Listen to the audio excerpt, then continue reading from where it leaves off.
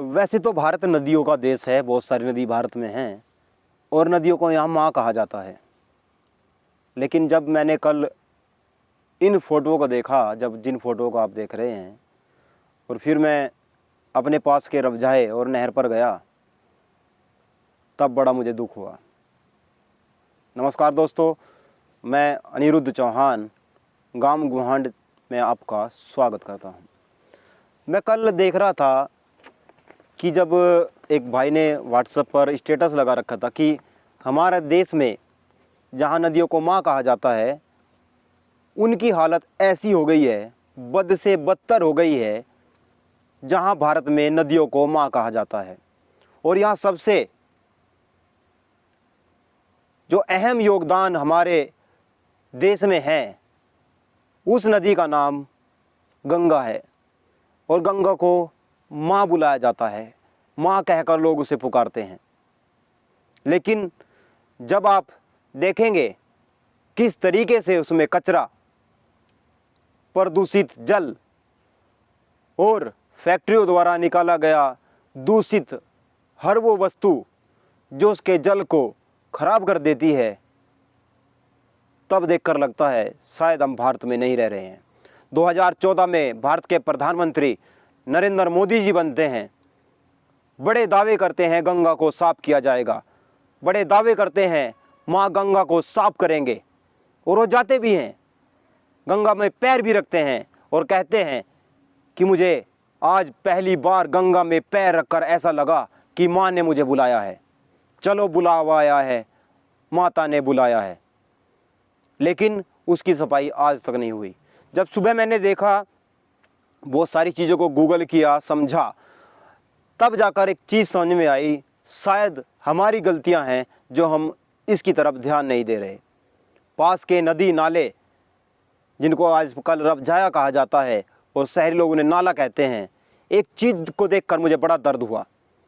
मैं सुबह भी कई जगह गया, कल भी कई जगह गया और बहुत सारे लोगों से बातचीत की। सबने ज़्यादातर ने यही बताया, जिसकी उम्र 70 साल के लगभग थी, कि हम तो नदियों का और इन रवजाओं का पानी पी लिया करते थे, नहरों का पानी पी लिया करते थे। एक समय था जब जल इतने इस तरीके से नहीं बिखेरा जा रहा था, जिस तरीके से आज जल की जो धड़ाधड़ तरीके से उसको बहा जा रहा है, बिना किसी वजह के बहाया जा रहा है, उसका दोहन किया जा रहा है। एक समय था जब जल को पूजा जाता था, कुएं थे, कुआं का लोग पानी पिया करते थे, तालाब थे, लोग तालाब का भी पानी पिया करते थे। हालांकि यहाँ ऐसा भी है कि तालाबों में अगर कुत्ते ने पानी पी लिया तो उसको गांव से बाहर निकाल दिया गया। खैर, वो अलग मैटर है, उस पर कभी और वार्ता करेंगे। अगर दुनिया की सबसे साफ स्वच्छ नदी की बात करें तो वो भारत की नदी नहीं है, और वो जहाँ की नदी है, लंदन के लोग उसको माँ नहीं कहते। वो कभी सबसे प्रदूषित नदी हुआ करती थी और आज दुनिया की सबसे साफ स्वच्छ नदी है टेम्स नदी, जो कि लंदन में है, और उसे लंदन की गंगा कहा जाता है।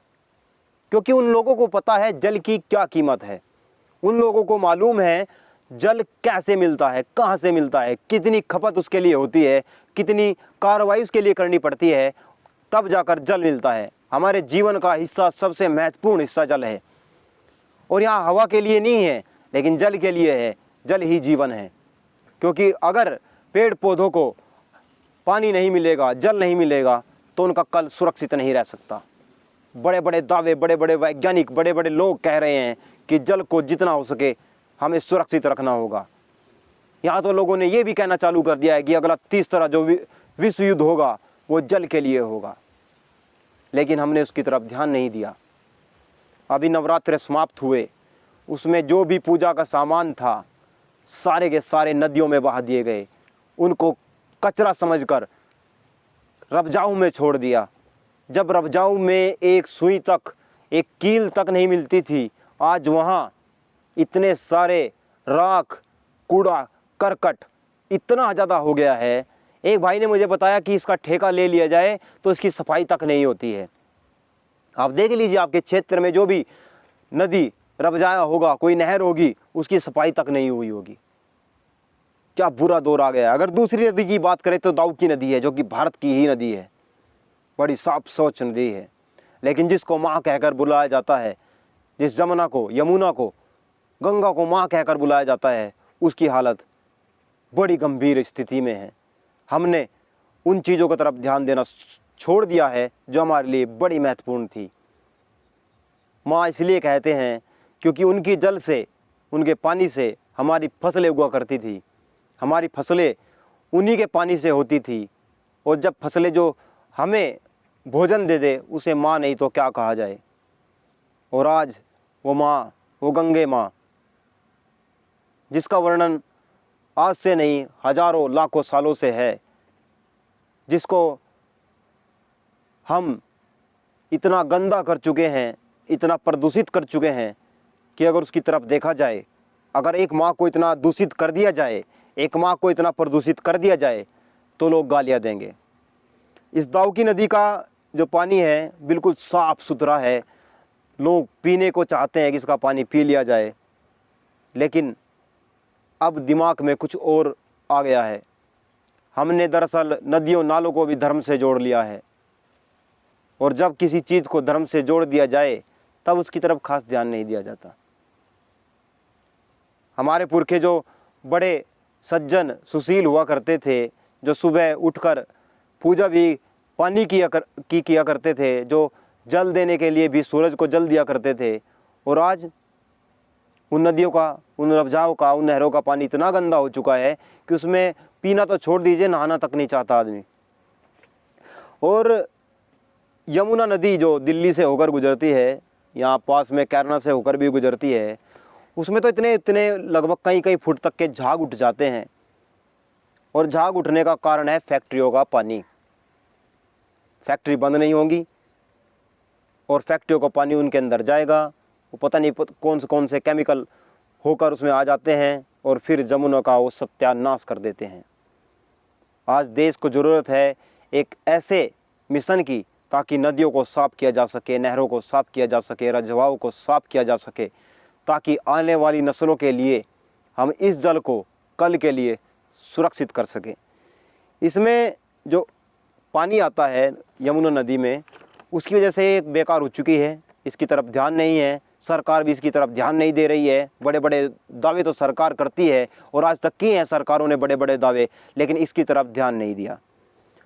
और मैं यही कहना चाहूँगा कि आप भी इसकी तरफ ध्यान दें, इसकी तरफ आवाज़ उठाएं।